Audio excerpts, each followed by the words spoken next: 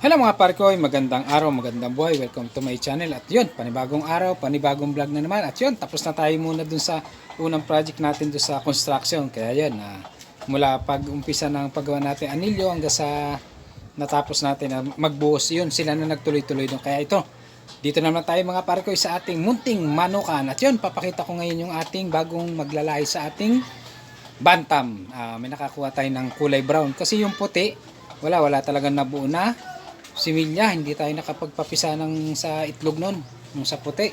Kaya yun, nakaano naman tayo ngayon ng bagong broodcock, kulay brown. Alright, tara mga pare kayo, maraming salamat sa inyong lahat at ingat-ingat kayo palagi. Tara, dito na naman tayo sa ating munting manukan. Samahan nyo ako, pakita na natin. Alright. Yun mga pare ko, nangingitlog na itong puti. Tingnan natin, ang palis na. Hindi natin nakuha kanina ng nangingitlog. Yun, may isa na. Yan. Alright, labas na, labas. Yun.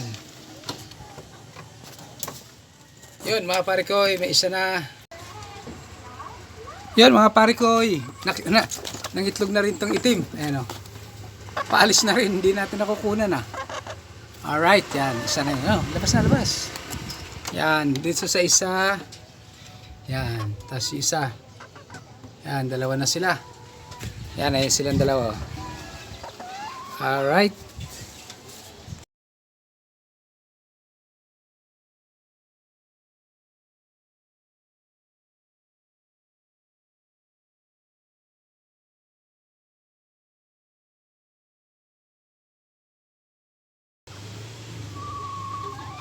Ito medyo lugon pa mga pare ko.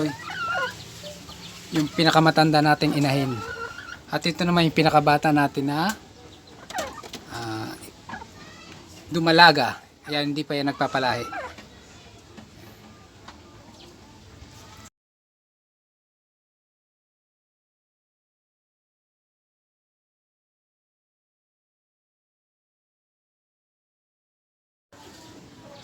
Yan mga pare ko, ginawa ko ng itlogan to yung kulungan nila. Yan. Kasi paitlog na yung mga yan. Yan. Yung baba na lang, ayusin ko. Palitan ko ng screen. Alright. At ito naman yung bantam. Paitlog na rin. Kaso lang hindi yung puti ang nakalahi sa kanya. Meron akong bago ngayon dito. Ayan o. Bantam.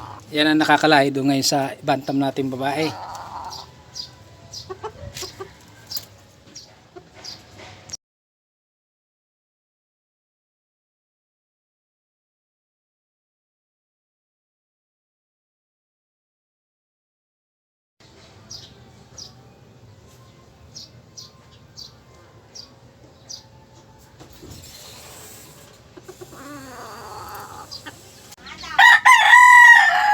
Yan mga pare ko, ipapakita ko na lang sa inyo pag nangitlog na. Yung mga naitlog ng puti na pinalahi ko rito, wala.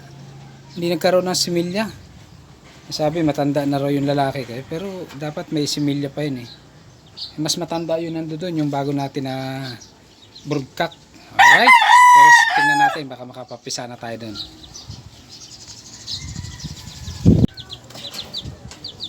Yun mga pare ko, mukhang nangitlog na to ngayong hapon. Nauna lang yung dalawang Texas na tig-isang itlog. Tapos tingnan natin to. Alright. Yun, meron na. Ayan o.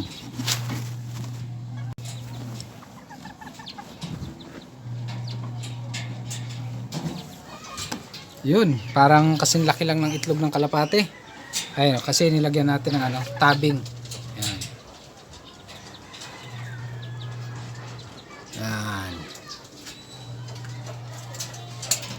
Sara na naman natin. Yan.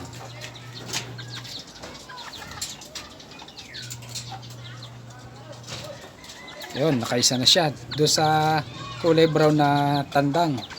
Sana mayroong mabuo. Alright.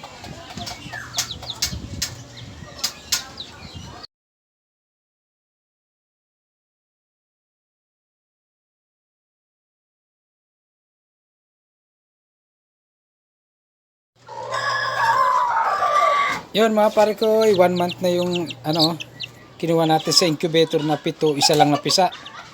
Ano, 1 month na siya.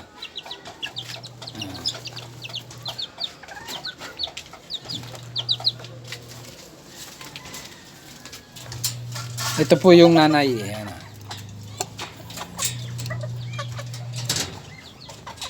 Hindi masyado kalakihan na inahin. At ito naman yung aking giant.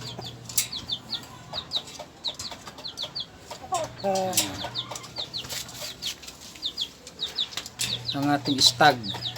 Gwapo na.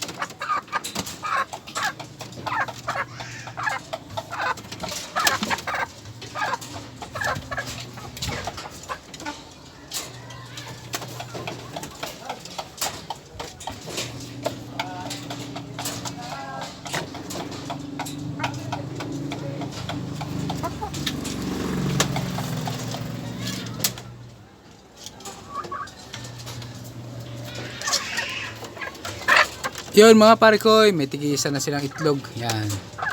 Ito yung sa kulay itim. Nandun sa kulungan. Ito yung sa puti. Dito. Yan. Isa. Tapos isa na rin sa bantam. Alright? At yun mga pare ko, maraming salamat sa panonood at sa pagsubaybay sa mga in-upload kong video. At yun lang muna mapapakita natin.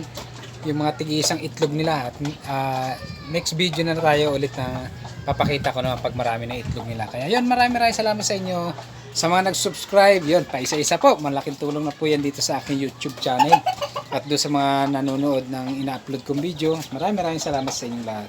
Kaya hanggang dito na lang, ingat kayo palagi. Thank you very much sa inyong lahat. Bye bye.